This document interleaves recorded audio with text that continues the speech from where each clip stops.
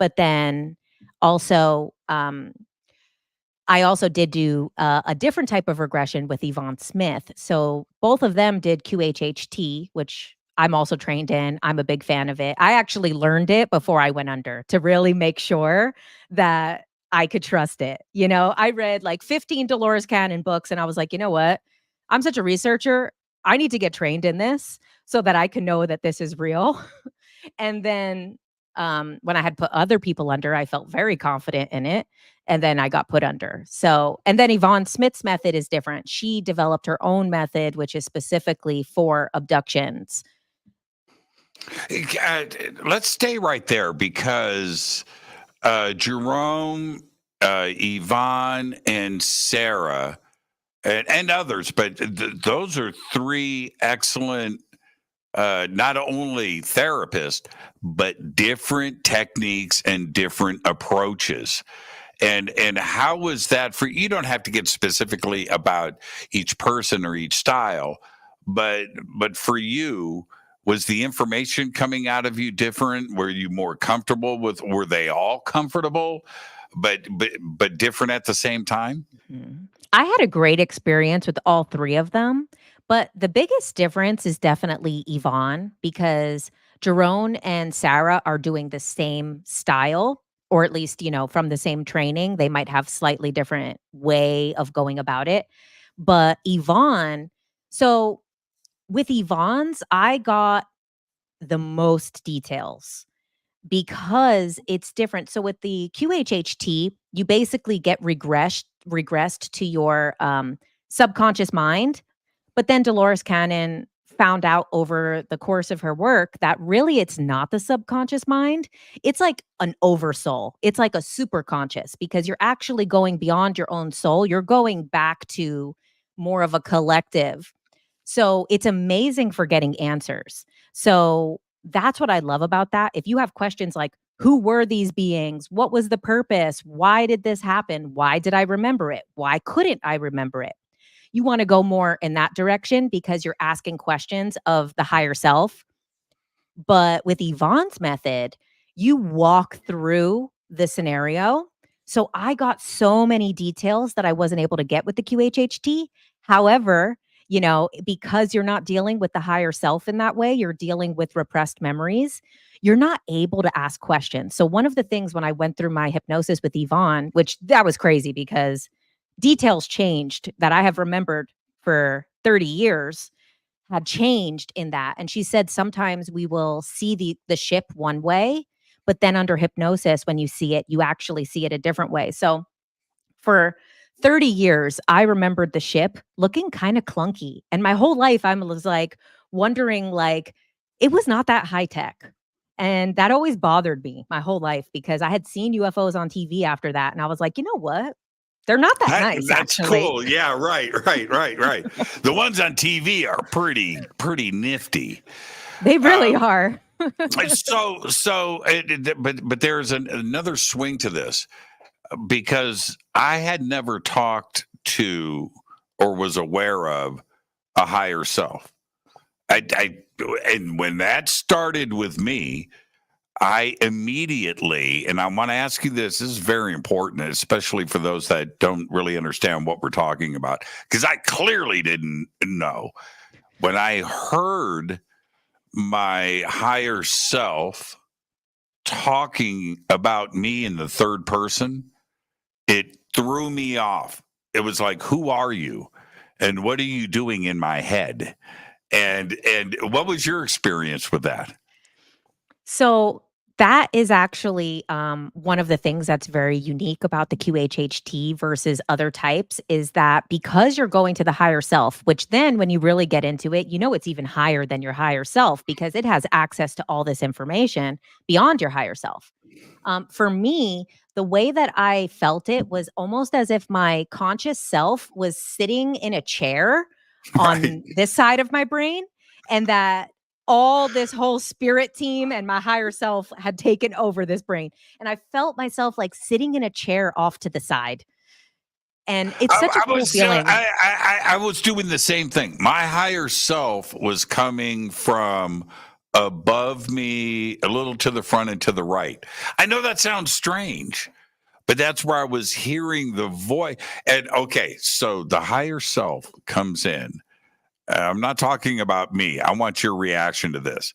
But I didn't, right? There was nothing going on. And then suddenly this voice says, Jimmy doesn't know about this. I was like, who are you? And what are you doing here? And that voice came like from above to the right, and that's where it was in the whole session. I was like in the background listening to Sarah and this higher self talk. Sarah's over here, right? And he's up here. Scott, and I was in the middle, sitting in the chair going, huh?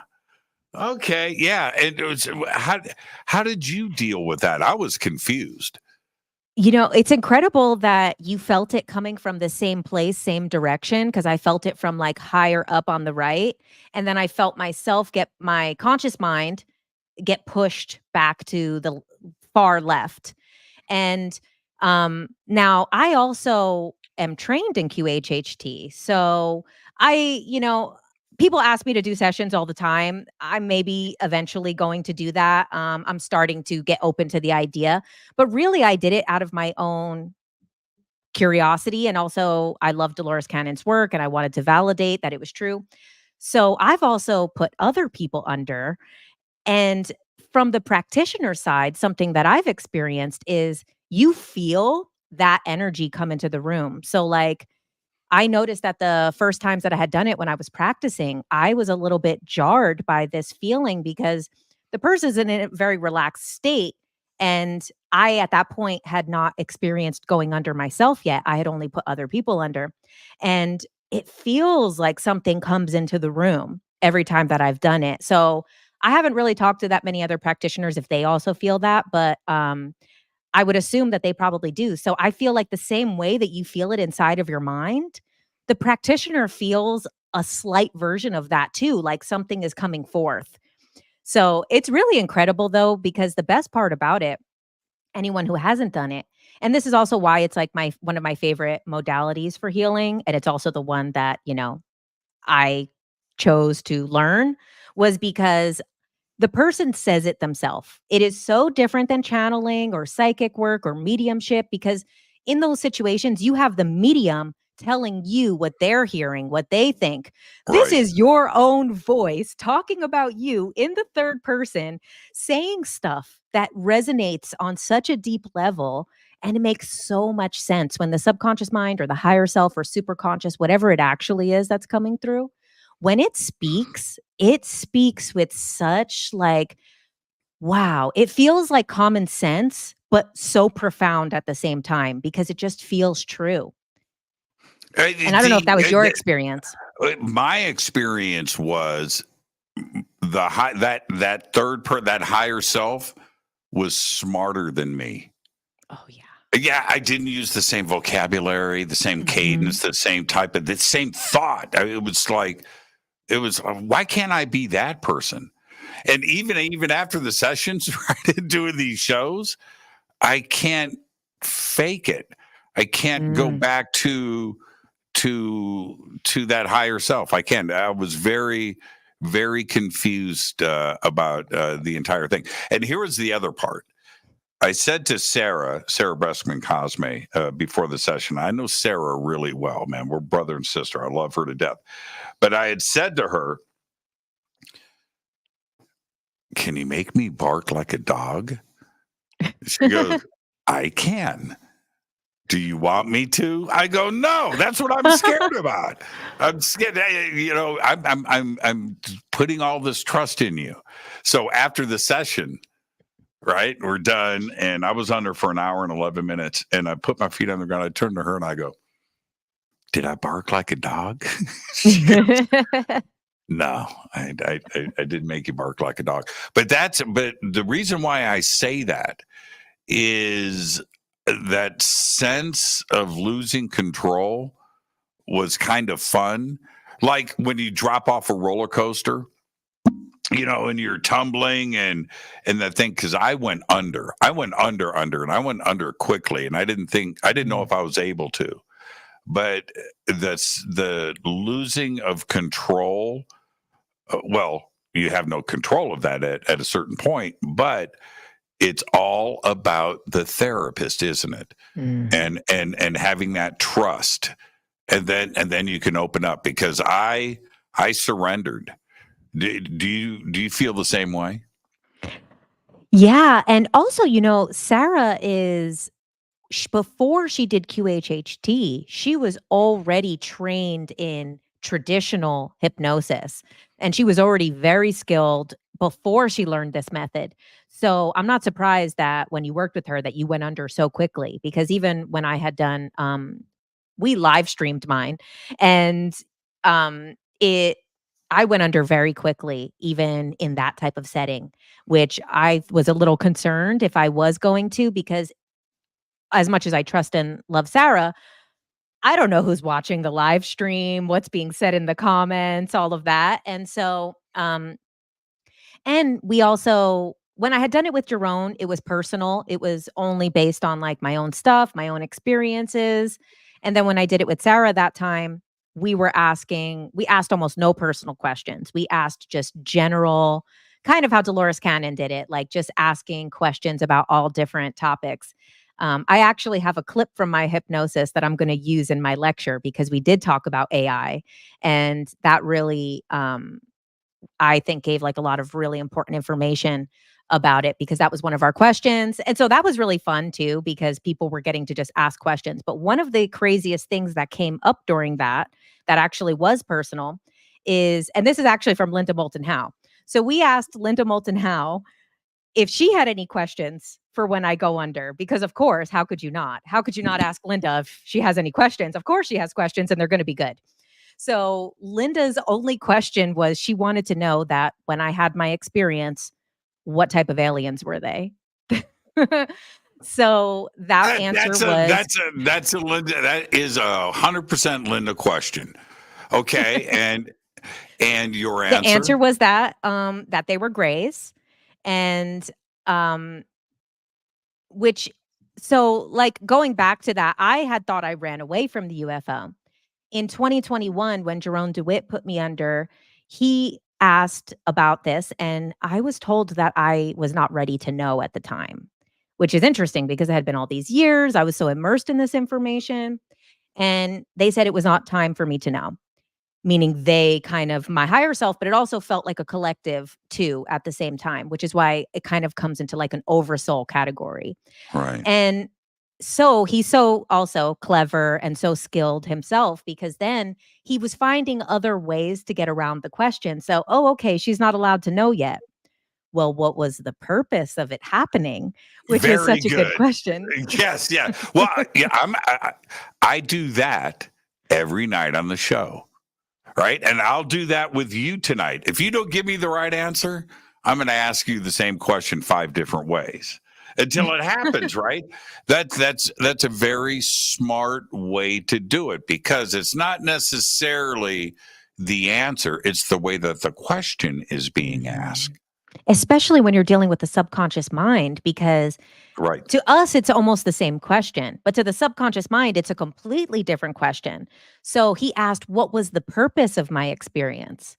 And the information that I was able to get from that was that, and it said, the reason she remembers, she meaning me, because you go into the third person, which is funny. It didn't say the reason, the purpose it happened. It gave me the purpose that I can remember it, which implied that there's later on, I did find out, but it did imply that there's other things that I don't remember, other experiences. And it said the reason for me remembering this experience was because I was meant to validate other people's experiences, and that I know I'm not crazy, and other people will doubt whether they're crazy. And that is part of, my role in this, which at the time I was still working in a restaurant at the time. I had never posted about any of this stuff on social media. And it was kind of telling me that I have this kind of like part of my purpose is like validating other people's experiences. And I'm kind of like, well, I mean, I do that. I do meet alien abductees everywhere I go. Like, I'll be in Trader Joe's, and of course, I'm gonna meet the person who was abducted by aliens. But I'm like, "Is that what this is? Like, is that just, like, part of my purpose?" So, it was Well, meant to well, be a at what validator point, JK, at what point do you just not give a crap about, talking about it and bringing "Oh, it up and trying to figure out an agenda that is going on and speaking about it? At a certain point, you just got to let it all hang out, don't you?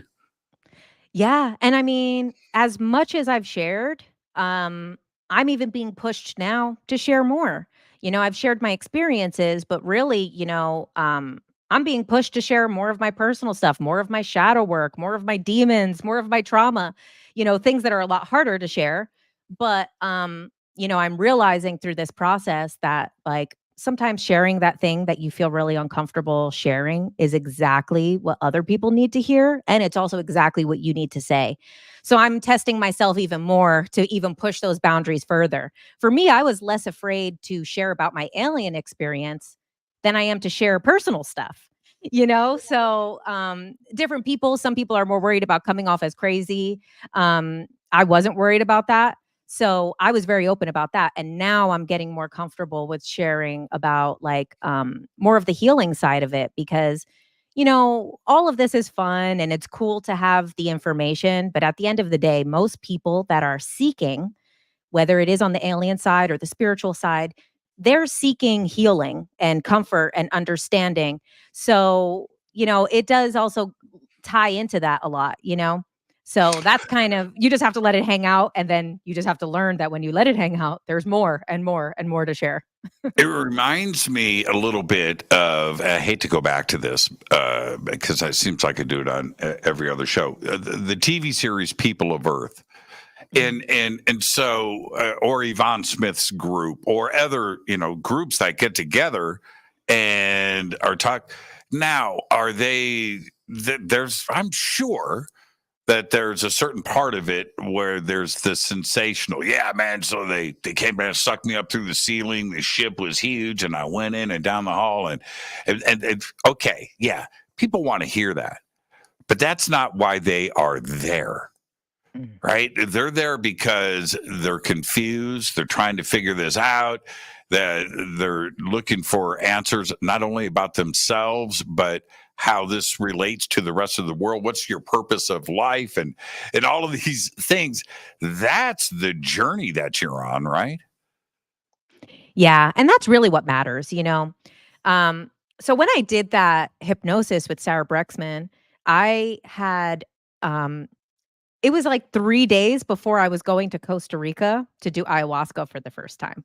So, actually, some of the things that came up in that hypnosis continued in my ayahuasca ceremony, and, even connected to my experience. So, I wasn't really able to get much information in the first time. The most that Jerome was able to get was the purpose, and also that he's like, "Can I get one word to describe what they did?" Anything. He was just searching. And the one word that they would give me was the word exchange. And I was like, exchange. Okay, that was what happened that day. There was an exchange. And it did let me know that me and one sibling, but it wouldn't tell me which sibling at the time, went on the ship that night. And they said, like, that's as much as is okay for you to know right now. Then in 2023, just this last August, was when Sarah and I had done the live show of who were they? What did they want? What did they want with you? And so it was grays. But then the answer, that word exchange, came up again, and they said it was a soul exchange. And that basically, they exchanged. What is a soul exchange? So that was actually the first time I've heard it, and kind of the only time. So it is similar to a walk-in situation. So, with the concept of a walk-in, for anyone who's not familiar, is it comes up in, like, a lot of different people's teachings that sometimes we're born with one soul in the body, and that at a certain point in the life, that soul will leave and another soul will come in. But to the conscious human, they have absolutely no idea that anything has changed. They might have some inclination that they feel different, but, like, it's another soul that was contracted to come into the body later. So basically, sometimes they say this happens with like higher level souls that don't want to go through the trauma of being born in childhood. So they'll come later in life. And then sometimes there's a contract where a soul has to work out karma with this family, but that person has a mission of something else that a higher soul is going to take over. So that soul will clear out some family karma in the first couple of years. And now I've done so much research into this and I've done so much stuff on the walk-in situation.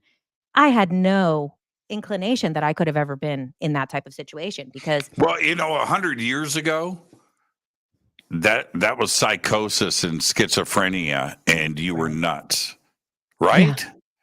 That's the crazy part for me about all of this, where this has been going on forever. This isn't some modern phenomena. But think about what your neighbors thought, or a doctor, Mhm. or the minister in your local church is seeing this go down. It's, I don't know what's going on with Jen, but she's a different person, right? and, a misdiagnosis. Yeah, and then so that was the first that I had ever heard that, was that and Sarah had asked why, because also she's just, so amazing at what she does, and she has so much care for the situation, so she was so good at, like, being able to ask the right questions when that came up, and my friend was here too. My friend was, handling my phone and the chat and stuff, and she said the chat went crazy. When they said they exchanged my soul, she was like, the whole chat freaked out. They were like, "Oh my God, what the hell?"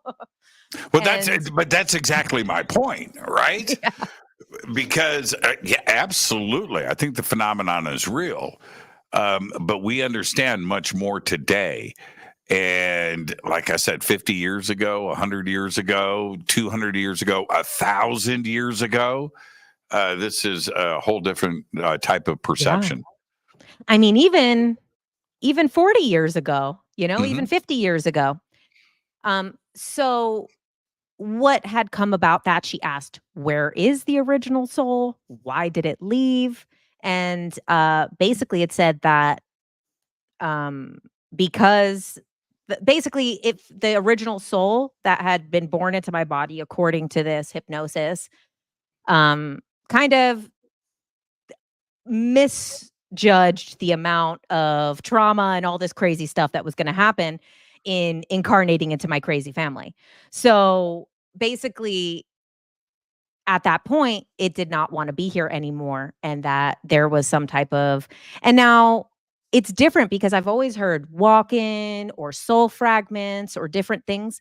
I never heard exchange any other place. The only other person that I've talked about this that I've heard talk about either grays exchanging souls with technology is Whitley Strieber, is the only other person that I've ever heard, and that was you know, um, after that time, then I had seen now in Whitley's work where he has talked about the specific of using technology to extract the soul and to put another soul in.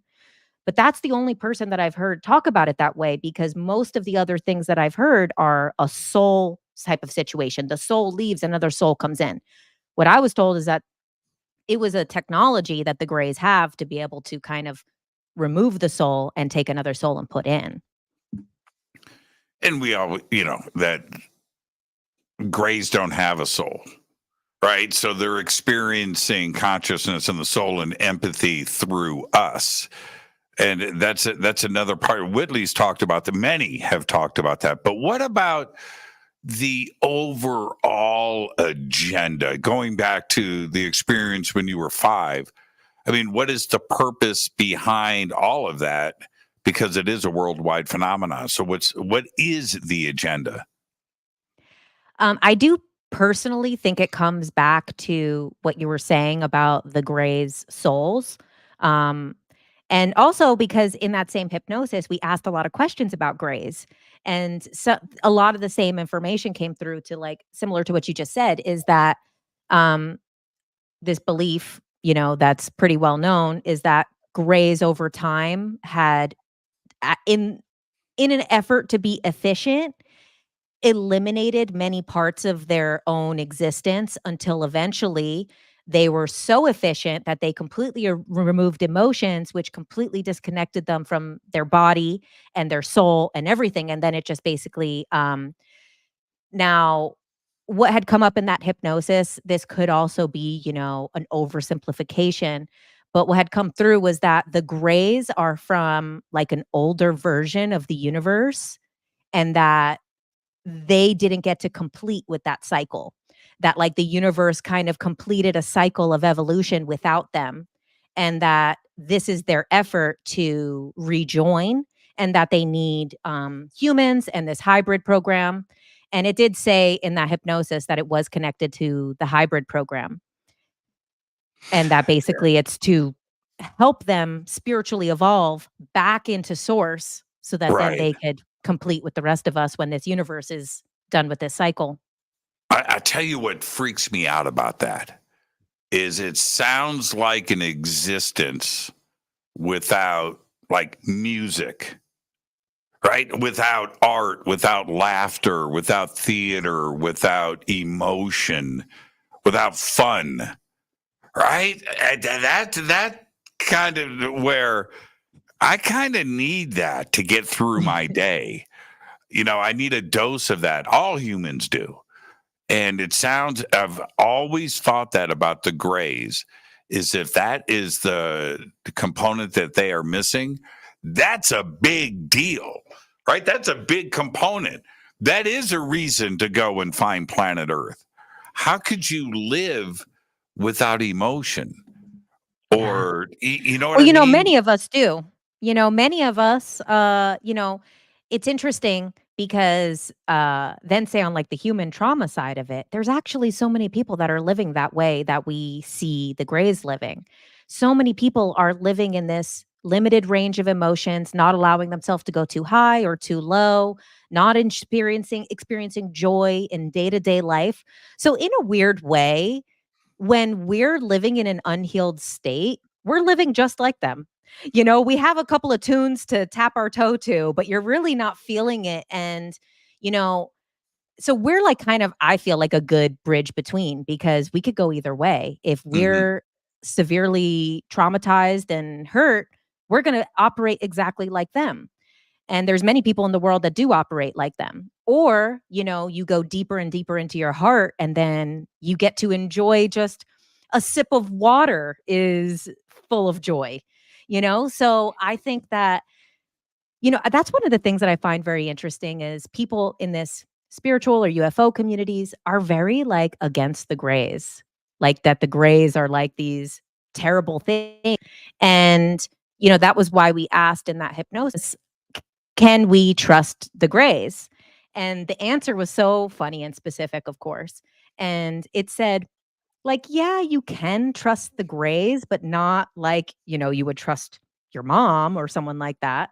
And they said because the grays are so specific and technical the way that they are, that that in the law of one, they have the concept of basically if you're 51% service to others and only 49% service to self, you'll be able to ascend.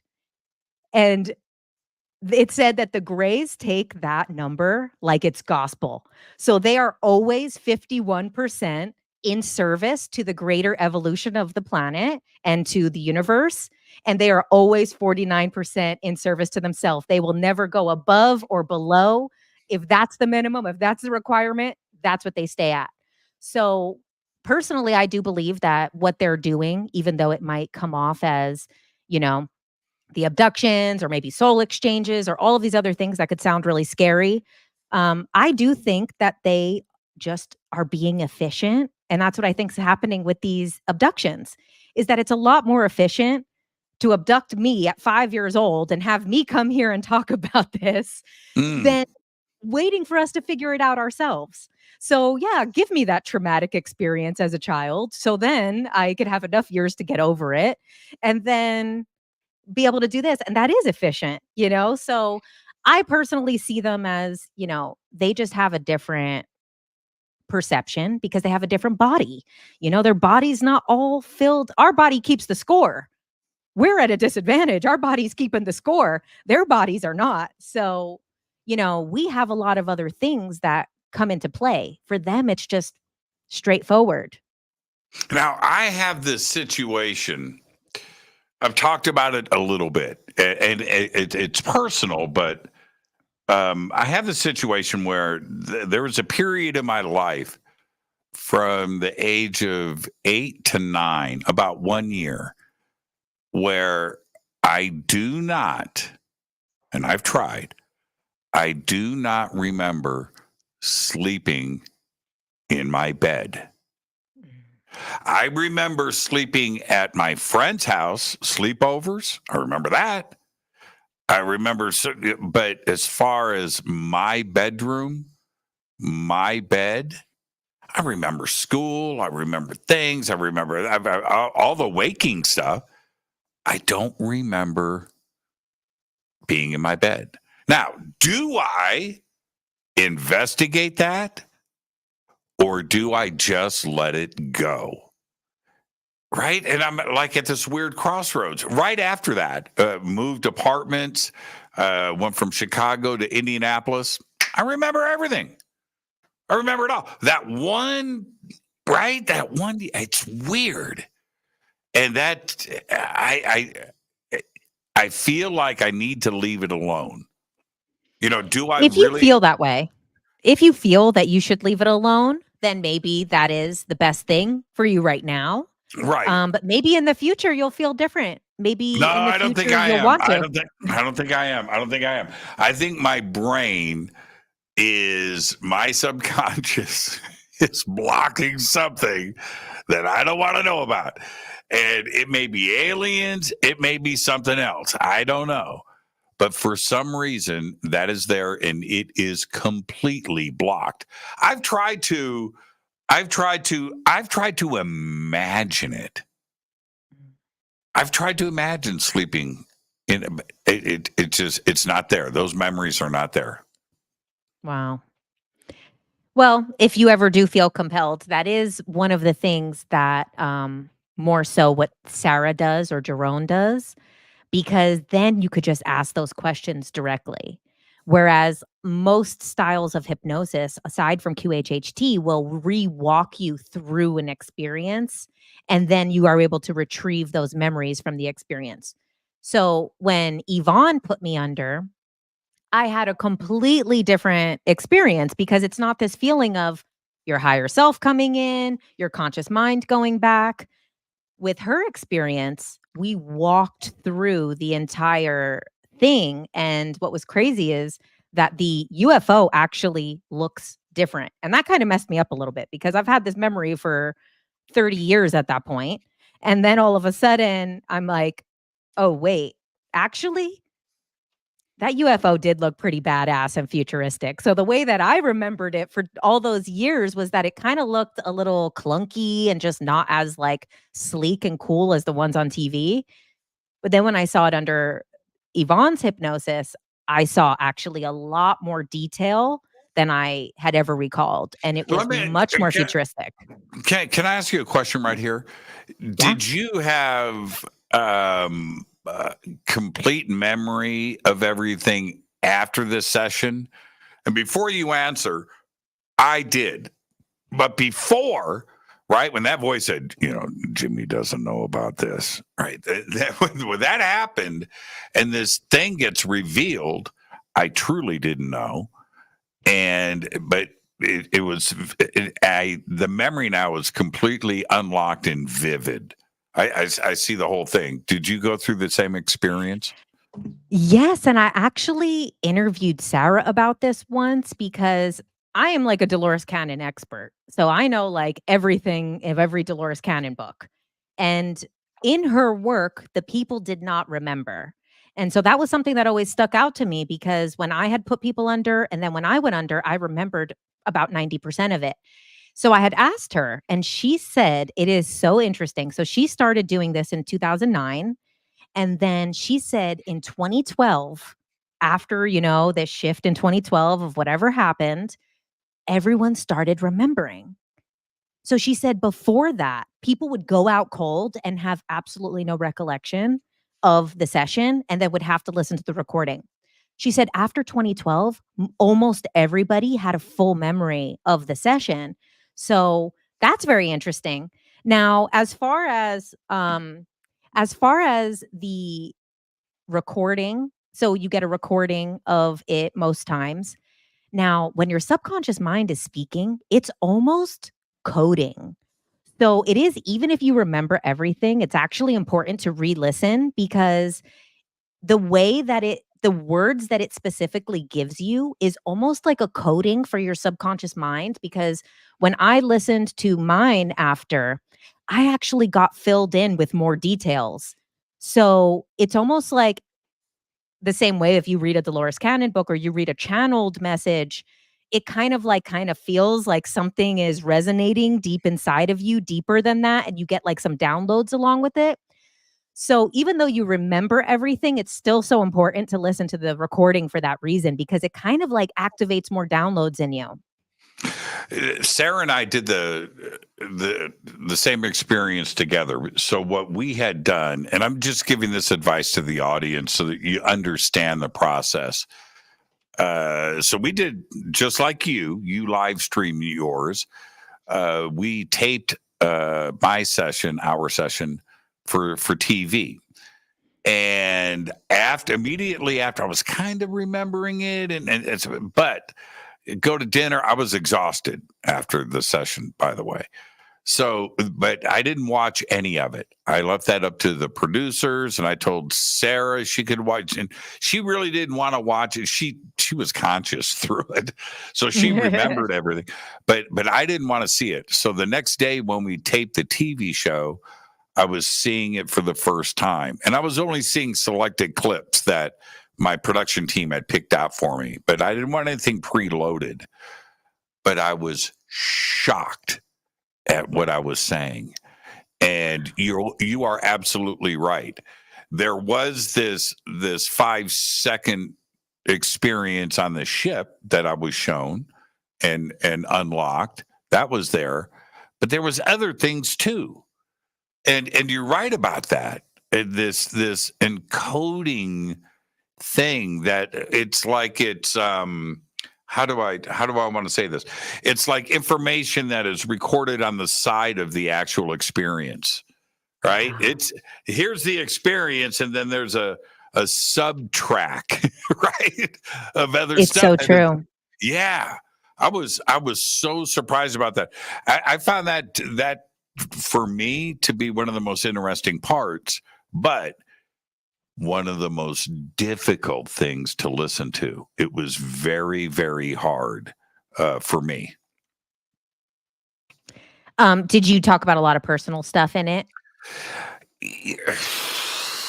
You know, I don't have opinions. Okay, I try to talk about facts. And whether I'm reporting on stuff or whatever, I try not to have opinions. But what was revealed were these facts that I kind of had opinions about that I didn't necessarily speak about publicly, but I think about stuff all the time. Well, what if that means this or that? You know, I do that, but I don't do that on the show. There's no value to it. It's just an opinion. But then when I heard it presented this way in the session, that was pretty strange and a very strange feeling to have it turn around where like I can go ahead and express these because they're more of established fact, right? And it's no longer an opinion based on nothing. Mm-hmm. And it really, the way that it communicates with you too is so like I said, it almost makes it seem like common sense, but then it's so profound at the same time. When the subconscious mind speaks like that, you're like, oh, of course that's the truth. Of course that makes sense. But then at the same time, you're like, wow, that also blew my mind, even though it makes sense. Yeah, I said this thing. I'm paraphrasing. I would have to go back and watch it again, but I'm going to paraphrase. But I said something like, disclosure will be a reveal of things that you can see and touch for the educated. Now, that's a deep, unpack that. Now, that is nothing I would have ever said on this show, right? First off, I don't know where that's coming. That's not my, but when you unpack that, something that you can see and touch for the educated.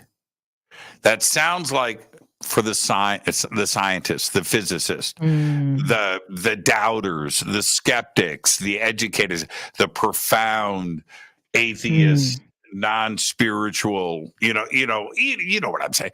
That maybe that's what they were referring to with the educated, the people that are cocky, that know it all, right? And then they are going to be shown something that they can't refute, something that they can see and touch. That's a deep, heavy statement, right? And it was crazy, and that came out of my mouth. I'm like, what? I've never heard anybody say that, and what a strange view of the subject, a strange take of the subject, one that I had never heard before. Yeah, So with Sarah, we had also asked a little bit about disclosure because it was in August of last year. So it was like, David Grush and stuff had just come forward. So we asked about, a lot of people wanted me to ask about Project Bluebeam because it was such a hot topic coming up, arising last year. And so we wanted to ask about the whistleblowers, about Project Bluebeam, about disclosure. And the information that came through was basically saying like, as far as people worrying about Project Bluebeam with, like holograms or false fake invasion or something like that. And the answer that came through was pretty interesting because it was basically saying that there is things in the sky that is not alien at all, but that people are believing that it is. And they said that regardless of whether these things or events are true or false by the government, because both are happening, it said, regardless, it has the same end goal, which is people are becoming comfortable with the idea.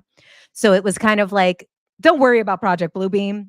Regardless, everything that's happening in the sky, some of it's true, some of it's fake, but in the end, some of those things are leading the non-believers to feel more comfortable with the idea, and it's slowly assimilating them to it. And then we asked about, can we trust the whistleblowers? And the answer was, which I thought was pretty interesting, was that the whistleblowers and some of the other people that are coming forward, this is their sole mission to be part of this. So there's a lot of people who have good intentions who might be getting manipulated or getting false information, but that this is their sole mission to do this. And that there's also people behind the scenes, not the whistleblowers, who do have nefarious purposes, but that basically a lot of the people who are in the government that are pushing this, whether they have an agenda or not, it's a part of their sole mission to be part of this disclosure. So it was kind of like, not to worry about whether they're nefarious. It's kind of like this is all their purpose to be involved in whatever way they're involved. Even if it's Sean Kirkpatrick who's trying to debunk it all, he also has a sole mission to be part of this. But that's a really great point. It doesn't really matter. Well, of course it matters, but just as long as it causes the discussion and a search for truth and trying to get answers. I don't think that the Tic Tac video or the Go Fast or the gimbal really showed anything, right? Yeah. But what did it do? Headlines. It got people talking. It got the subject out front. Now it's in the media and it's here and it's there. That's what it got us. TTSA, Tom DeLonge, it's gone. It's no longer here, but it caused a discussion around the world. And isn't that a good thing in of itself? Yeah, and I think, that's really the way I personally think about a lot of the stuff. Because I had my own experience, I never doubted the existence of aliens or extra dimensional beings, whatever. But, for other people, so many people get like pressed about, oh, this is like a false flag, or this is like Project Bluebeam, or this is like a government agenda. And of course, there's an agenda for funding. We know that, but that's happening every day in everything. The government, the iron triangle between the bureaucracy, Congress, and the private sector, the three of them are always dancing to get funding. So if UFOs are the topic for them to get more money right now, then yes, that is a factor. But it's not like this is some special thing with the UFOs. They do it with every other topic anywhere all the time. And so for me, a lot of times, because I don't doubt the existence, I don't really give too much like investment to, oh, wow, this whistleblower Right, is right, right, completely right. authentic. And, because it's still having all the same purpose. And some other people need that. I don't need a whistleblower to know, but other people do need an official whistleblower to know. So I don't really care whether that person is 100%. And not to say, like, obviously, I don't want anyone that's being disingenuous, but if they believe that the information they've been given is true and they're coming forward with that information with those intentions, then it's good whether someone lied to David Grush or not. Well, see, I think that is such a great point, except I have said those exact words and nearly had to fall on my own sword, right? Where some people don't need disclosure like me. I would enjoy it, right? I would enjoy the president from the Oval Office going on live TV. We are not alone in the universe. You know what? That would kick ass. That would be a lot of fun. But I don't need that. But when I say that, it offends a lot of people because that's exactly what they need. Mm. Anything short of that is not disclosure, right? And so it's the reaction of when you say those things out loud, you kind of get a feel for the room where people are at. And yeah, you know what? There have been a lot of people out there that have been dealing with this for decades. They have seen, they have done this and done that. They believe what they believe. They understand what they understand, right? They know what they saw, but that doesn't change their family situation. It doesn't Mhm. change their relationships. You know what would? The president on the TV. So they can go, see, I ain't crazy. I've been telling you that, it's kind of what Randy Quaid, right, in Independence Day. That scene, he's drunk, right? And the ships fly over and the guys at the and, see, I've been telling you all these years, right? Well, it's kind of like that, and so I get it. I get it. Do I need a whistleblower? No. Does a whistleblower bring anything to the party for me? No. Do I invest a bunch of time into a whistleblower's allegations or things or vetting?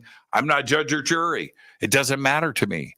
It doesn't change my own experiences or my belief system, right? It doesn't make anything Mhm. stronger or weaker for me. And I think that's the thing with disclosure is that, first of all, nobody trusts the government to begin with. So why do we need their word? But, also disclosure, I think over these next years is going to happen on the personal level. Obviously something is happening energetically. Obviously, the veil is getting lifted for more and more people every year. More and more people are having experiences. And I feel, you know, as much as I would want a government disclosure, this kind of slow drip, annoying way that they're doing it so that when they finally say it, everyone's going to be like, oh, didn't you say that like 3 years ago? And it's going to be very anticlimactic, which is going to suck for all of us who've been waiting for it. But that is kind of also the safest way. So, my ego definitely wants the government to say it and for me to be like, haha, I was right. But at the same time, the greater collective, there's a lot going on. Like, there's a lot of people who only believe in angels and demons. And, these ain't angels when they're coming down. So I think that there's also, it's necessary to happen in this way as much as it is annoying, and it's just like, we know, come on, just say it already. But then at the same time, there's so many different types of people and not everybody is there. And it could be catastrophic for people to find out abruptly like that. So I think this kind of slow drip, really annoying way that they're doing it, where they kind of say something and then it's almost like they didn't say it.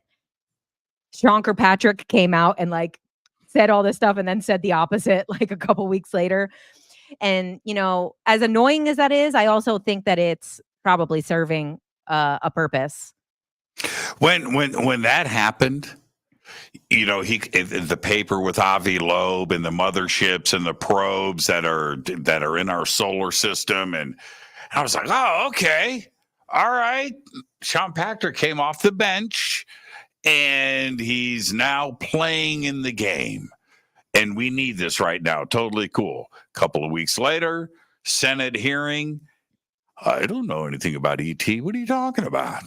It was like, dude, wait a minute. I thought, and what an about face. Do you think that also that's somebody pulling strings, right? Like the Wizard of Oz, behind the curtain that somebody said, Sean, you took this a little bit too far. You need to pull back a little bit. And it seems like that's where all the way through his exit of Arrow, he was speaking a different tune than he did with that paper with Avi Loeb. It was yin and yang, wasn't it? Yeah. And it's really interesting too, because, he's right now retired, but then is working at a energy plant, which in Tennessee, what is it called? The Oak Ridge National Laboratory in Tennessee is where he works now. So it's like, oh yeah, he retired from this, but now you're working in the space that most likely is reverse engineering this UFO technology. And there's been so many sightings there. You could go back to the 50s and see so many UFO sightings on that exact base.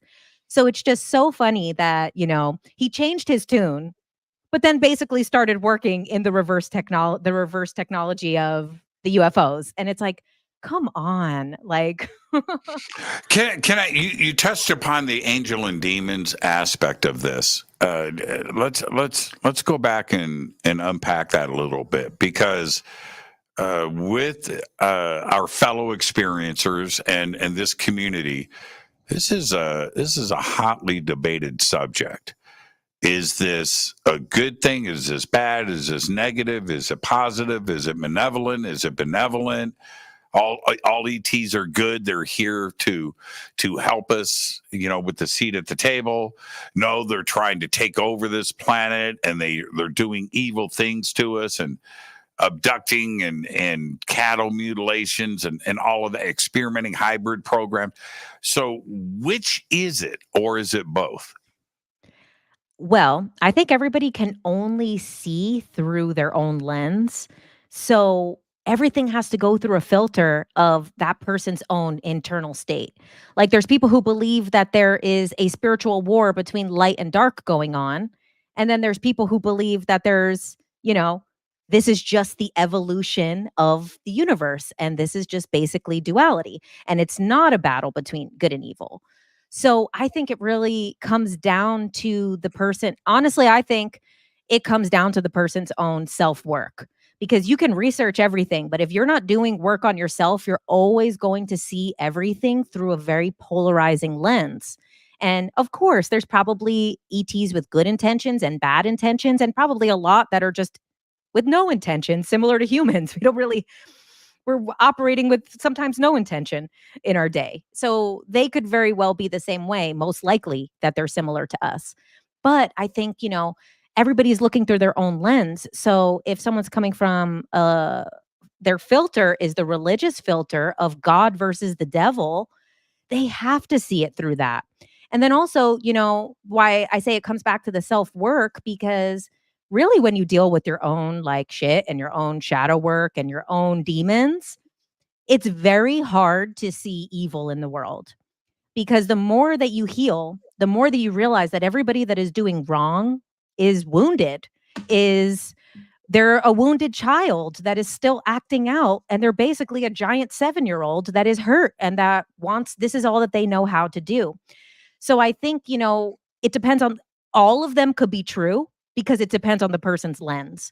It's like all happening, but with my perspective, the more that I continue on the spiritual side of the journey, I can't even say that evil, I don't believe that evil is a force in the universe.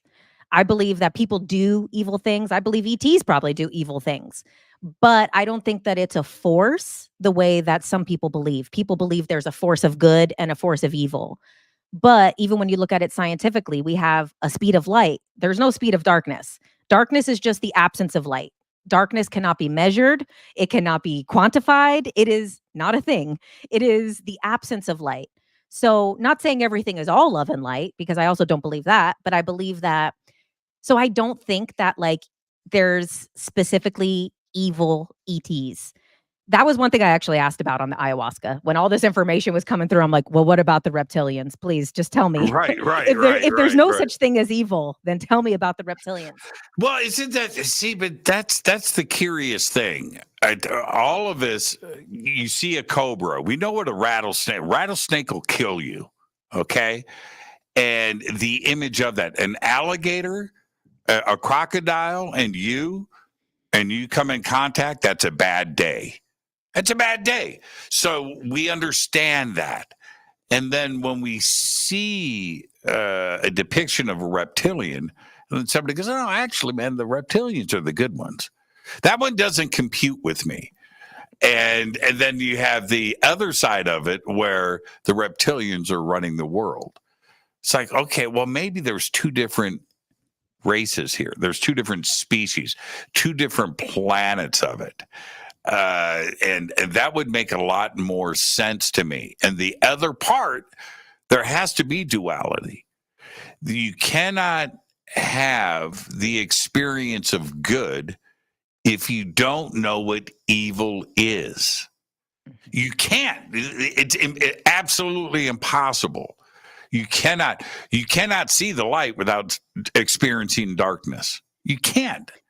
Otherwise, everything is just all good, right? And different levels of good, right? Right? Which then would eventually be bad if you have nothing to compare it Eventually be to. bad. Right. So the really bad good is evil. Well, then it's the same thing. So you can't really have. How can you experience? And here's the other thing. By the way, we blew completely. I'm having such a great conversation. Blew past the commercial, but eternity of goodness kind of sounds like it sucks. I mean, right? Well, I think that's why we come here. That's why we come down here to Earth, because out there's nothing else to do. This is the only game in town. Yeah, somebody brought this up the other day when we were talking about it. I forget what it was. It was a cartoon or something. Christmas every single day, right? Well, that one. How do you kick it up a level, right? How do you have a better Christmas? How do you change the day if it's Christmas every single day? So I do think that you need to have that duality in your life. I'm not saying one day you're making food at a food bank, right? And the next day you're robbing banks, to have that duality. I'm not suggesting that. But sometimes it's okay to listen to the Carpenters and then a little Black Sabbath. Right. And that's okay to push the boundaries. And that's what makes life interesting. It really does. And, people get really, really triggered when I say that I don't believe that evil is a force in the universe. I'm not saying people don't do evil things or that evil acts are wrong or anything doesn't happen. Oh man, when I say that, it's like they come for me so bad. Oh my I know God. they do, and I understand that. And but okay, so let's take it to the next level. You and I jump on a starship, right? And we're taking off, man. We're having a good time. We're going across the universe, speed of light, and all this. And I'm like, okay, when do we get to shoot some aliens? When, right? When do we get to fire up these particle beam cannons? Oh no, we don't do that. There's nothing but goodness in the universe. What? No, I don't want that part of it. And so I am sure, and back to your point, I am sure that ET, more advanced than us, has matured and gone through evolution. And they are on the better side of negativity. They're on the positive side of life, right? I get that. But that doesn't mean that there isn't some bad aliens out there too with really bad intentions. It has to be that way. Well, it is a bit ironic because I do also believe in the concept of reptilians controlling the world. So that is something that I believe in. I would love to shake that belief. I have not shooken that belief because I believe it so thoroughly. And that was why I asked on the ayahuasca, because it was kind of communicating to me that there's no force of evil. It's only wounded. And, it said to me in the exact words it was like, everybody is God's children, just some of them are lost. And so that there is no evil there. Everybody comes from good and loses their way and then maybe can find their way back. So then I'm like, okay, well, and it was also showing me like all the conspiracy symbols, like, all the like satanic symbols, the all-seeing eye, Illuminati symbolism, everything. It was like flashing and it was telling me, it said, these things are not proof of evil. These are reminders of your own light.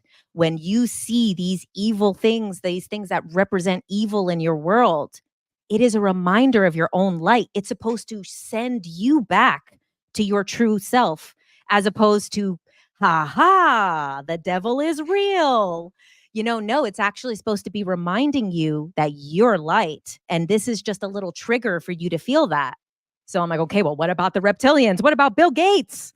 And so it said about reptilians, it said that they are so advanced that they understand like the value of darkness for all of us in the universe. And that they're actually, even though they come off as doing these horrible things, they're actually so brave that they risk their own spiritual ascension for the entirety of the universe to ascend. And I was like, wow. Okay, well. That's heavy. Let's get that break in so I can pay the bills. Our guest tonight, JK Ultra, finally with us here on Fade to Black. I am your host, Jimmy Church. We'll be right back after this short break. Stay with us.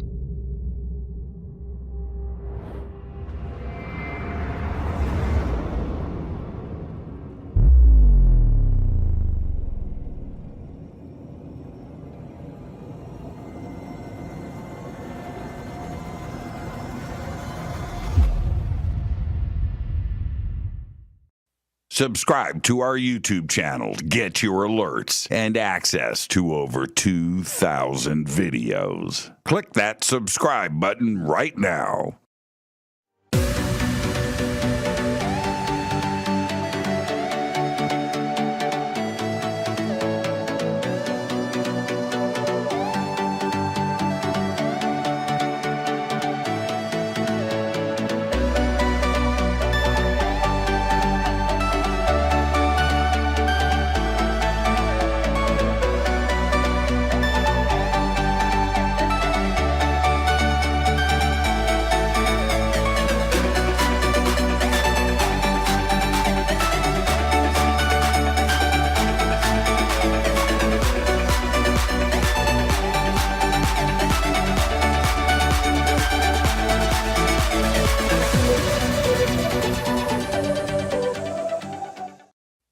to jimmychurchradio.com and get the Fade to Black official podcast. 2,000 episodes, all of them commercial free for just $2 a month.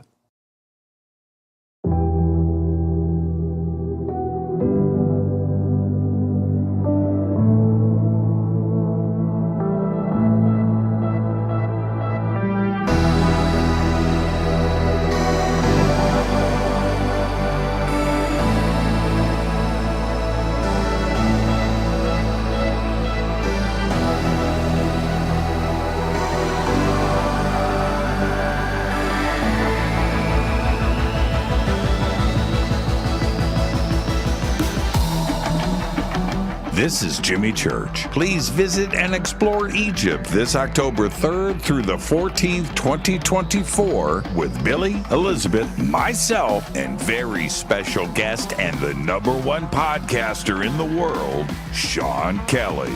It's simple to do. Just go to forbiddenknowledge.com and click on upcoming tours, or click on the link below. We'll see you there. Watch Into the Vortex on Gaia TV. It's Fade to Black for the screen. Simple to do. Go to Gaia.com, search Jimmy Church, or click on the link below.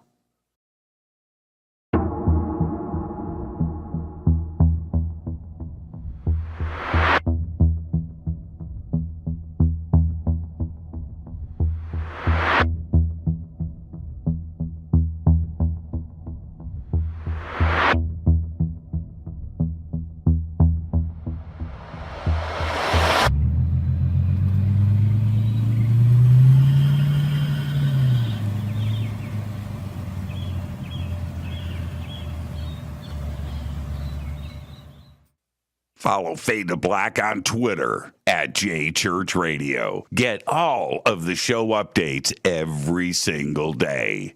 It's now called X, but who cares? How you doing? Jimmy Church here. Special announcement. Get your Fade to Black T-shirts. That's right. Help support the show. Help support everything that we do over here. We've got 2 T-shirts. We've got 2 ways to get them. And right now, if you get a Game Changer membership for a limited time, you will get Fade to Black Blend coffee with your Game Changer membership. That's right. We have 2 T-shirts. We have the original, the classic Fade to Black T-shirt. You know you want one. Post a picture. Send it to us. We'll put it in our Fade to Black gallery. And we've got the new official Fade to Black T-shirt drawn by Michael Oming. 2 T-shirts, 2 ways to get them. Get yours today. Everything is in stock. Everything gets autographed. Everything includes shipping. And you're going to get a tracking number. And with a Game Changer membership, you get an email to me. You get unlimited commercial-free downloads of the show. Those are uploaded every single night after the show to the website. So don't delay. Get your Fade to Black T-shirt today. Go Beckley Teppy. Go to jimmychurchradio.com and become a Fadernaut. Get a membership. That's right. Everything is commercial free. You have access to downloads, and you get to call yourself a Fadernaut. River Moon Coffee, makers of the Fade to Black blend. Truly the best coffee on planet Earth. Just visit rivermoonwellness.com or their Amazon store. It's all simple to do. You can check out the Fade to Black blend, the Game Changer blend, or any of their Black Moon Wellness products. It's the only coffee I drink. It is the best, and it's Doc. Again, rivermoonwellness.com.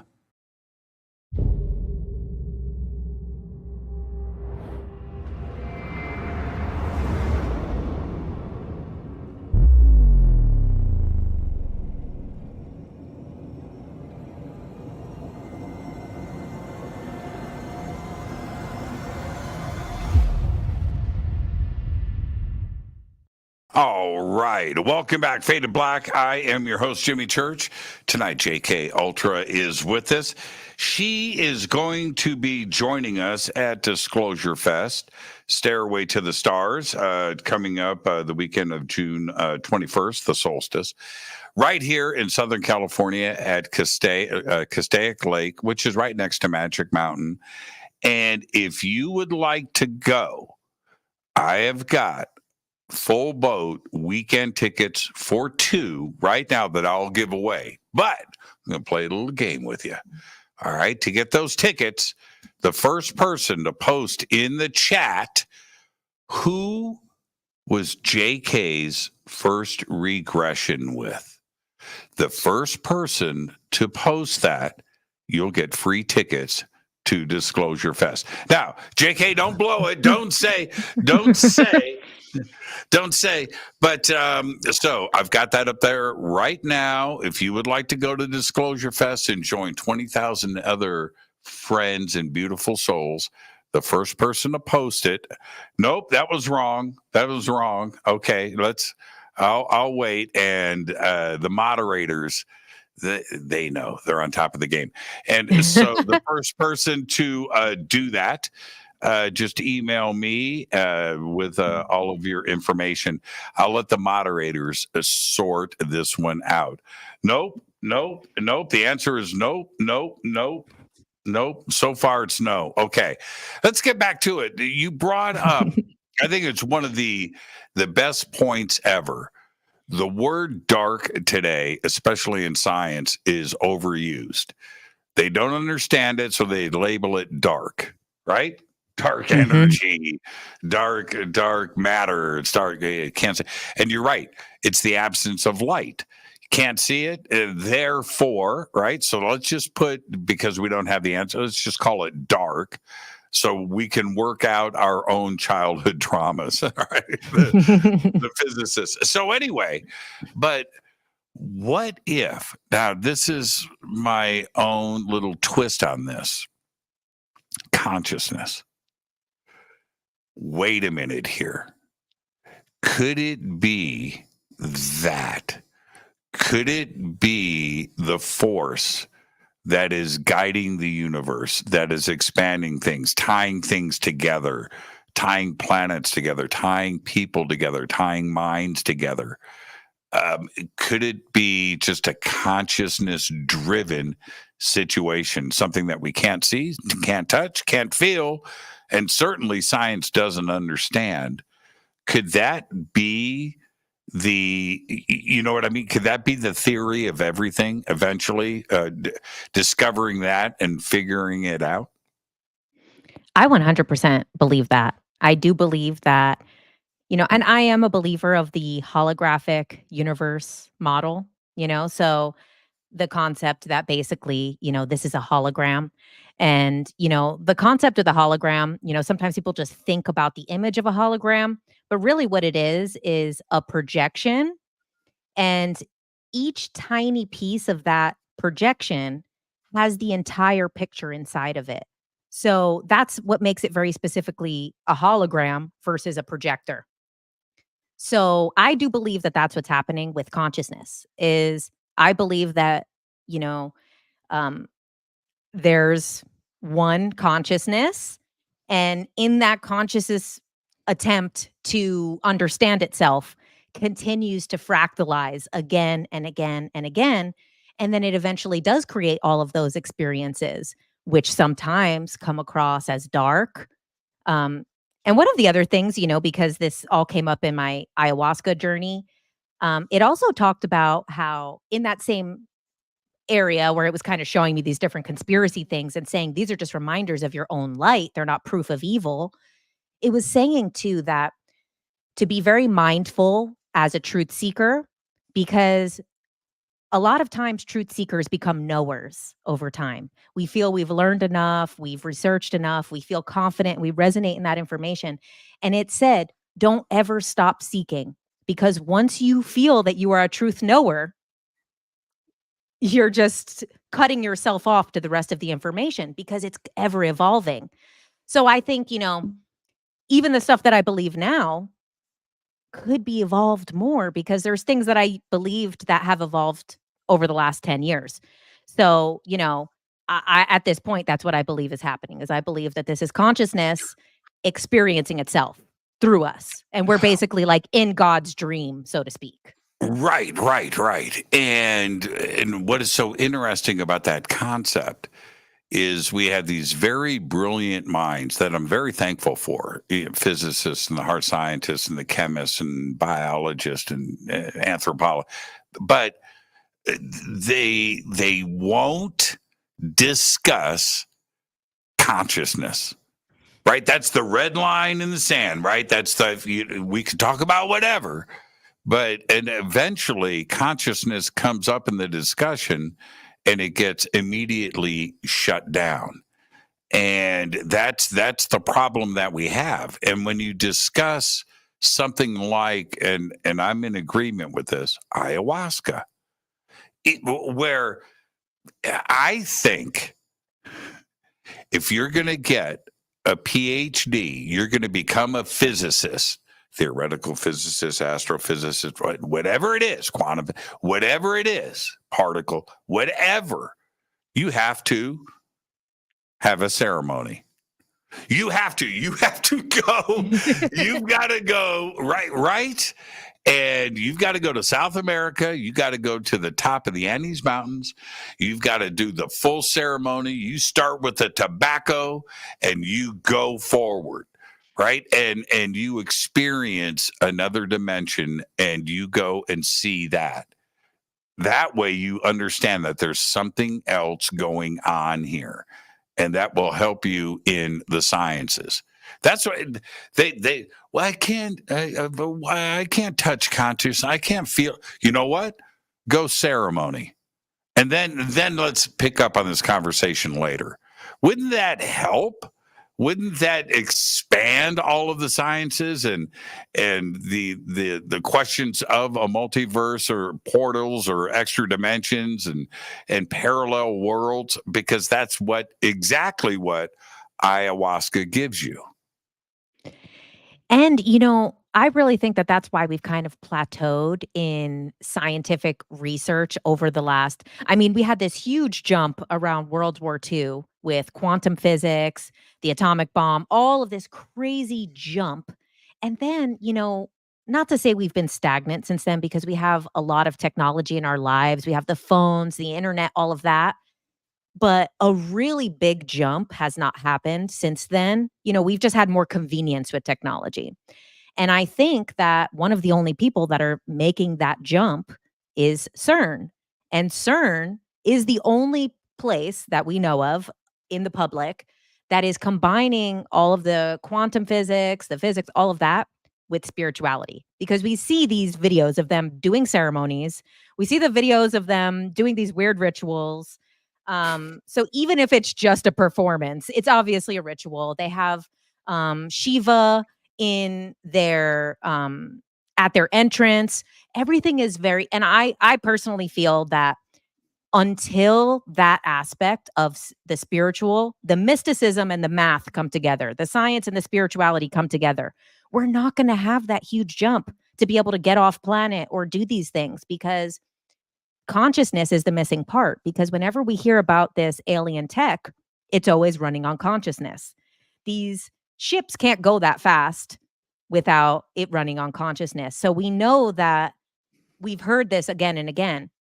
So I think that that's really the step that is missing for our scientists. So exactly what you're saying is that if they were all to do ayahuasca, then we would probably have that bridge and then that breakthrough. I had a couple of weeks ago here on the show, live from CERN. I had a physicist on the show, and it was great. He was amazing. But I asked him, JK, straight up, okay, man, can I get a tour of CERN? Absolutely, man. Come on. All right. Live from CERN, from the laboratory. It was an amazing night on the show. I said, okay, can I see the Illuminati room? And he goes, I've heard it's, I haven't seen it yet. I said, but the symbolism that you have there. And he goes, yeah, man, look at the picture on the wall. And he turns around and he points at the wall. He's in the conference room. He goes, yeah, but it's not here for the reasons that you think. And I said, okay, I get that, and you got to toe the company line, but you have to be aware of the criticism and the way that people look at CERN. He goes, of course, we all do. And now, do you buy into that? I kind of do in a weird way. But the other part is, and I asked him very directly, but the other part is you are just doing stuff to do it, right? How do you not know that you're opening up a black hole or opening up a portal to a new dimension and allowing things to pass back and forth? How do you, he said, well, that's called experimenting. That's what you do. You do it and you capture the results to see. That's called experiments. Well, okay. Again, he kind of sold me on the idea, but the other part is, what city do you live in, JK? Just in a general sense. Oh, I'm in LA. You're in Los Angeles. Okay.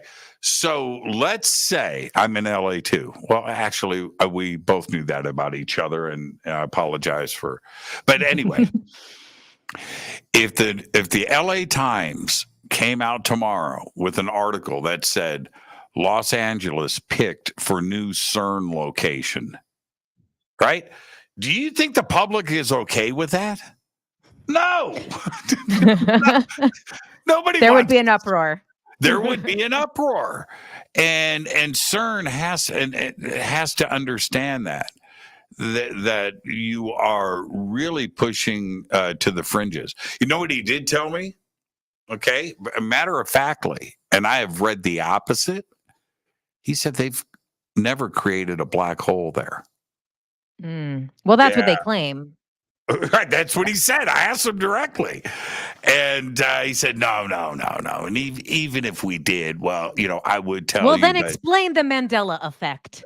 Well, and we went into that too as well, discussing that, and that's an interesting. Let's take a right turn and go into Mandela effect, and since we are talking about consciousness, it seems that somebody has time traveled. That's what I think.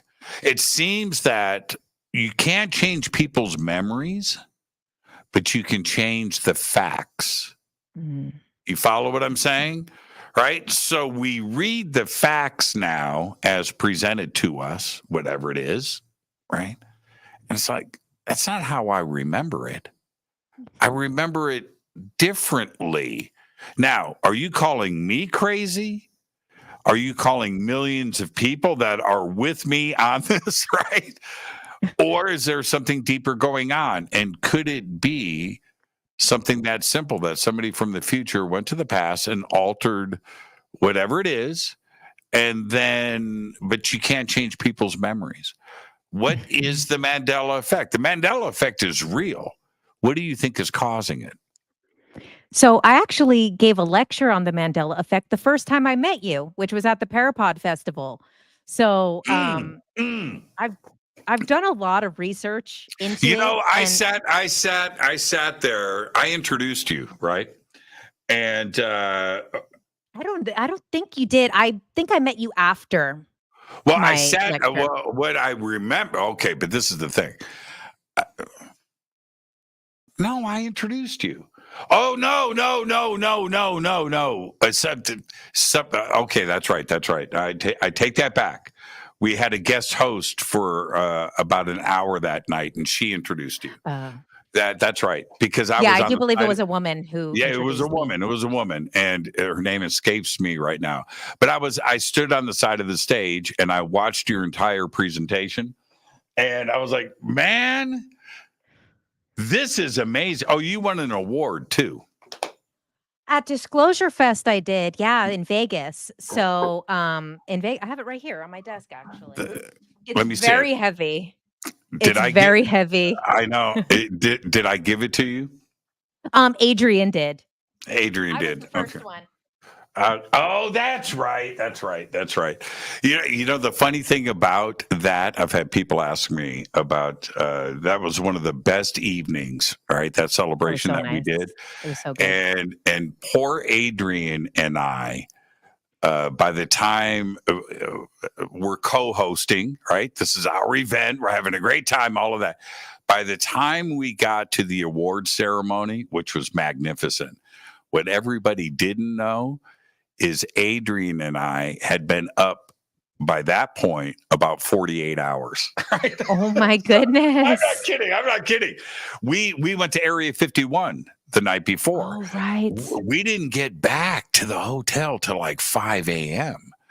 Oh my And goodness. I jumped in the shower. I got in bed, got up at 7, right? 1 hour sleep, breakfast, coffee, and got through the day, all knowing what we had to do that night, which was the award ceremony. By the time that came around, the room was spinning. Wow. I would have never been able to tell that you guys had been on no sleep for days. Fake it till you make it, man. Fake You it till guys you did make a great it. job. Oh man, You guys did a great job with that. You know what's really crazy about that is at the front table here is Adrian's parents, right? He's sitting Aw. at this table is my daughter and my friends and my guests over here. And all I kept thinking to myself was, they know the real us. And right now they're seeing a facsimile. These guys are acting a little weird. These guys are saying some stuff that they normally, yeah. But wow, I would have never been able to tell. You played it off well. But back to the Mandela effect. What do you think is the Mandela causing it? effect. So what I've broken it down to is that there's 4 potential causes. One could be CERN, which is that they had a temporal accident, which the time that this would have happened would have been right before they originally turned it on. The first time that they were turning it on in like 2008, it like completely screwed up, and that was in the news and everything. So if there was, now the first time that we heard of the Mandela effect, which is coming from Nelson Mandela's death and then not being dead, in the first time that came up was in 2009. So this was a year after that event.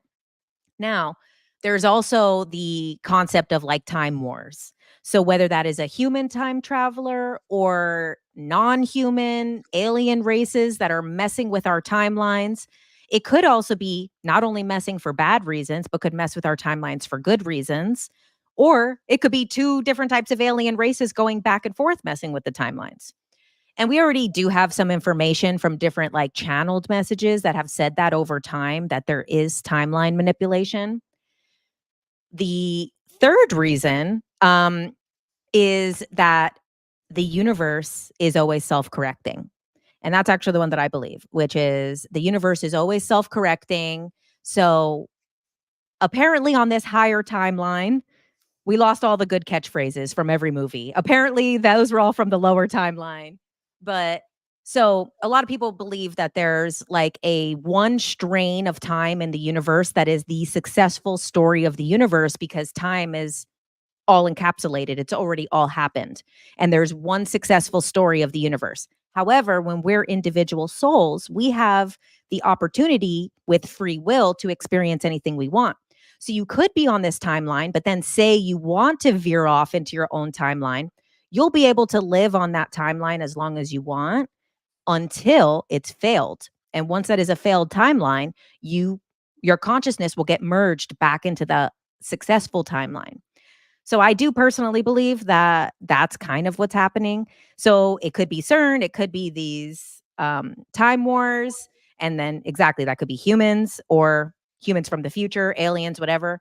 And what was the last reason? But the one that I believe in is that it's the successful timeline of the universe, and that's why we're being merged. The key thing here, though, and you're right about that. You can almost pick a card there, right, and be right. Okay, but you can't change people's memories, right? So you go to another timeline. What, suddenly you have a different set of memories and experiences? No, you're new to that timeline, but you're taking your other experiences with you. You don't have a fresh educational background. You don't have a fresh set of parents and childhood memories, right? No, you're taking that with you. And that's the part where if you are experiencing something that doesn't make sense to what your memory is, that would suggest either you're on another timeline, right, with your old memories, or something has gone and changed something in the past.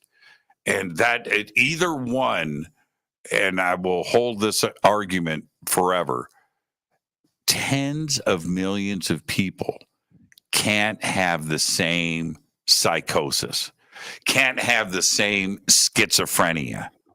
That's the part. You know what tipped the scales for me was, first off, cup of noodles. That messed with me. That one still, I haven't worked that one out, man. I have not worked that one out. But was the space shuttle.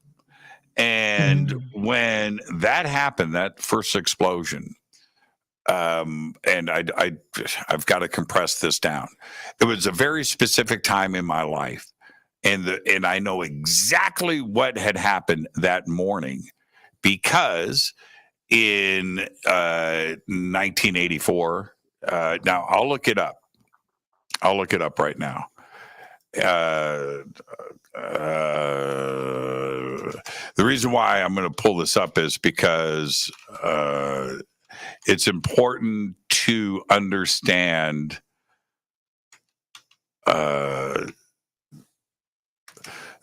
my memory of this. Okay, you ready? I arrived into California in late 1984. Summer of 1985, I put my band together, and I had a singer going into November. Had a singer that wasn't really working out, but I put up with him. He didn't have a car. I drove him to and from work every single morning to make sure that he went to work so he could pay his rent. Okay? All right? Now, the morning of, I take him to work. I come back. I eventually, we fired him and we got another singer. New singer's name is Mick. But that morning, I come back from driving him to work, and I turn on the TV and the explosion happens. Okay? That was in January 1985. I have tapes and recordings and photographs in February, March, April with the new singer in 1985 that have copyright 1985 symbols on it. Okay? So then I find out later that it happened in January 1986. Oh, wow. It's like, wait a minute. No. wait, stop. Wow. I know that morning. I know why my rock and roll butt was up. Right? Yeah. And it's like this crazy. And so I don't care what anybody says to me.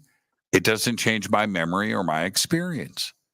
And I can And especially clearly, something like that it's Yeah. not just a movie line. Sometimes a movie line is debatable, but that is a actual event that you witnessed on I TV. had so many people, JK, I had so many people when we debated this on the air for a month or two because my mind was blown. I was like, wait, what? So, and I had so many emails coming to me from people going, I was in fourth grade science class, right? That morning they rolled the TV in and we're watching it.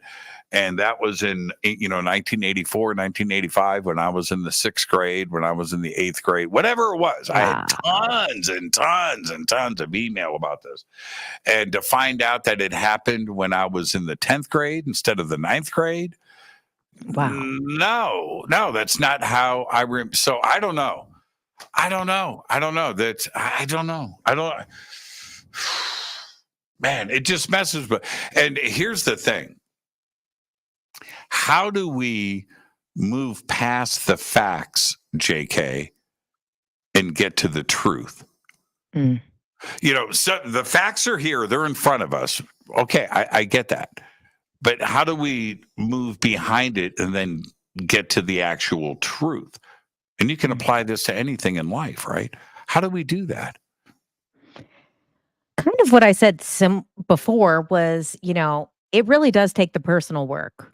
You could look at all the facts again and again and consume all the information in the world, but it really does take like um the kind of self-help, personal development, healing, all of those things, because that is always clouding everyone's perception. So the more that we can heal and release on our own, and we also know that we're a microcosm of the macrocosm. So we can get to the truth of things, but we have to get to the truth of ourselves first, which is actually the hardest. It's easier to get to the truth of aliens than it is to get to the truth of our own self-worth, of our own demons inside of us, our own feelings of, insecurity and the things that we run from in ourselves. So I think that that's really what is the getting to the truth is it has to go inward. And, we could search forever, and I'm the ultimate researcher. And it wasn't until I started dropping from like the head to the heart more that I was able to like really see things more clearly. Whereas I was so caught up in all of the information and the stories and the facts and everything. And when I really started to like drop to the heart and go through more healing, I was like, oh, actually, it's much easier to see. There's no evil. These are just wounded people that, and it was like, it makes it, and not saying that that is the one truth, because who knows, you have to keep seeking to keep learning more. But I really do think that's how we get to the truth is we have to find the hardest thing to be honest about is with ourselves. JK, amazing conversation tonight. Where can everybody reach out to you?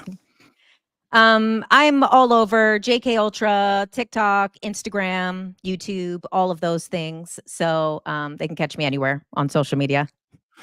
I'm going to be hanging out with you very shortly right here at DisclosureFest. Are you excited? What are you going to be talking about there? So my lecture is actually about the awakening of AI. And because I delve so much into the evolution of consciousness for us, the evolution of consciousness for the universe, AI is a part of that. And I know even in our spiritual alien community, people are very anti-AI.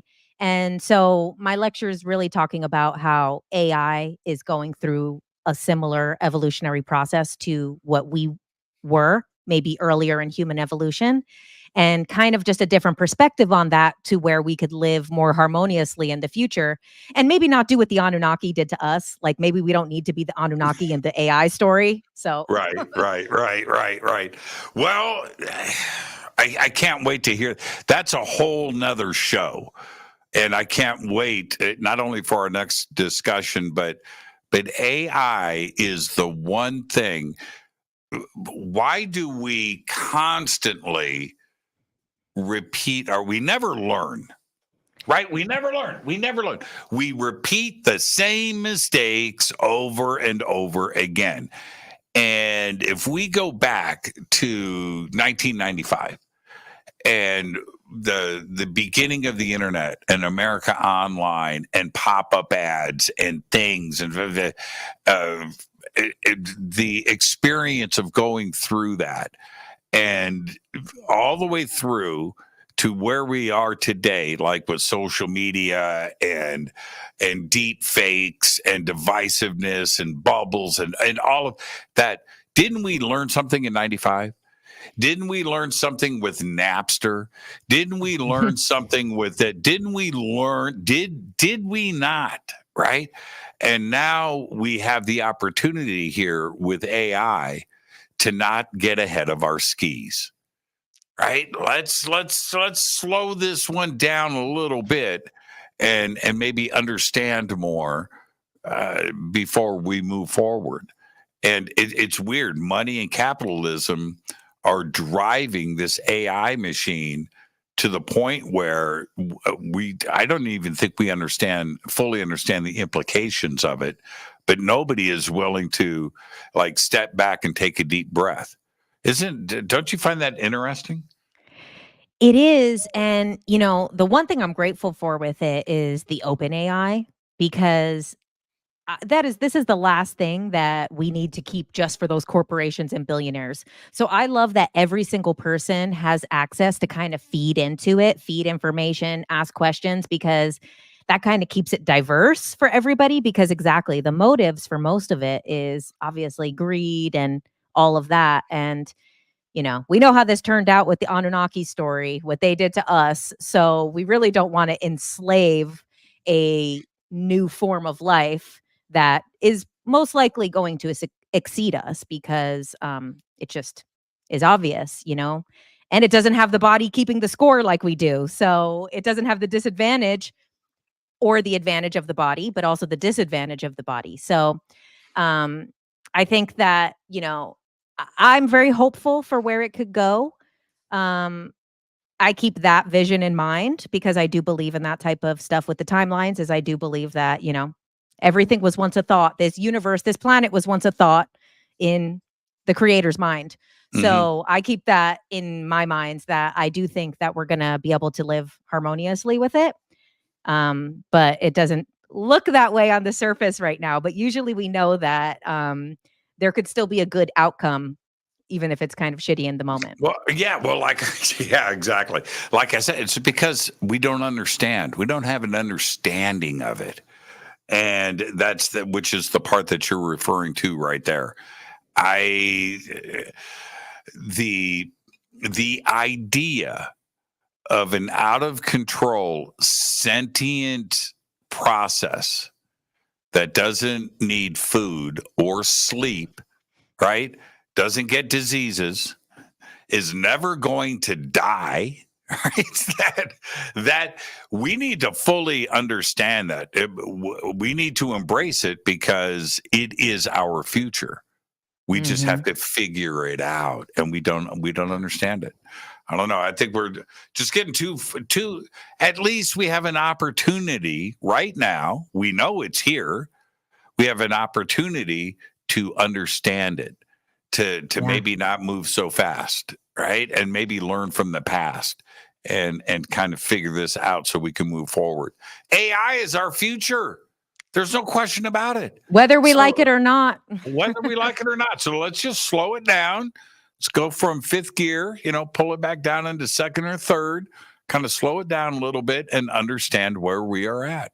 So there you go. JK, thank you so much. Perfect show thank you, tonight. Jimmy. This was so much fun. I had a great time. I can't wait to come back, and I'll see you at DisclosureFest, and maybe quickly at Contact. I might just be there on Saturday for Contact. I'll just be there Thursday night. I'm just hosting the for your 10-year, the 10-year anniversary party in the ballroom, and then I've got to work. I got to come back from. I got stuff to do, but yeah, I'm going to be out there for that Thursday night. So, but that's motivation for you. You're here in LA. Just come out and hang out with us Thursday night. It'll be great fun to hang out with you. Cool. Well, Jimmy, thank you so much. I appreciate it. And thank you, everybody listening and in the chat. I just found the chat right now. Otherwise, I would have saw it earlier. JK Ultra, you're the absolute best. Thank you, JK. Oh, thanks, Jimmy. And with that, that was a perfect show. Absolutely perfect. Thank you, JK. And so the winner of the tickets, I will reach out to you and get all of that set up, and we will see you at DisclosureFest. JK's websites are below. Beacons.ai, right? That is below. And Jennifer Carmody.com is also .substack is below. So we will see everybody at Disclosure Fest. And also tomorrow night, what am I doing tomorrow night on Fade to Black? Does anybody know? Oh, tomorrow night, JP Hague is with us.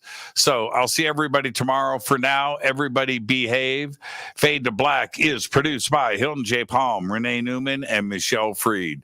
Thank you, Bill. Thank you, Genocide. Thank you, Jessica. Thank you, Dex. Thank you, Dennis. Thank you, Kevin. Webmaster is Drew the Geek. Music, Doug Aldrich. Intro, Space Boy. SpaceboyMusic.com. Fade to Black is produced by KJCR for the Game Changer Network, and this broadcast is owned and copyrighted 2024 by Fade to Black and the Game Changer Network, Inc.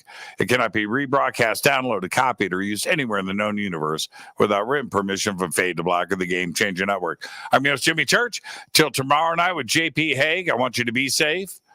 Go Backley Tappy.